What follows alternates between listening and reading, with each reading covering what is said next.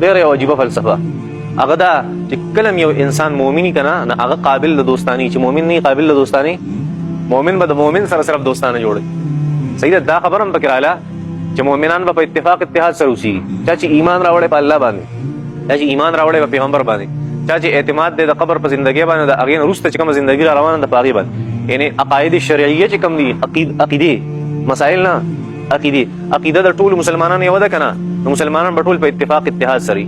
که دی دوستي نه ساتي او نفرت کوي د مسلمان سره، د مؤمن سره، دا بیا مسلمانه نه پاتې کېږي، دی بیا منافق پاتې کېږي. ځکه دی په یو عارضي څیز باندې لګیا دی. ډېر خلک به تاسو کتلي د ډېرو مسلمانانو خلاف کوي د یو اختلاف شرعي د وجې، زما سره په دې مسله کې اختلاف نفرت ورسره کوي باقاعده. حالانکه مسله خو دلته الله جل شانه د نفرت هغه معیار نه دی ګرځولی چې که ستا او د ده مسله مختلفه ده. دین اسلام یو 2 مسلې ذکر کړي، دی په یو عمل کوي او دی په بل باندې عمل کوي. دا خو الله جل شانه تعالی اساني درکړي.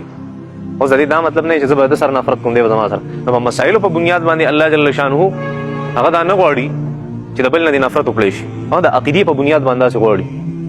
د عقیدې په بنیاد باندې ټول مسلمانان بیا یو دي او کفر ټوله هغه یو دی. موږ نفرت کوو د چا نه، د کفر په بنیاد خو کولی شو، د غلطو عقایدو په بنیاد کولی شو. خیال هم دی څومره چې اجازت دی په شریعت کې. خو د مسایلو په بنیاد باندې موږ د چا نه نفرت نشو کولی.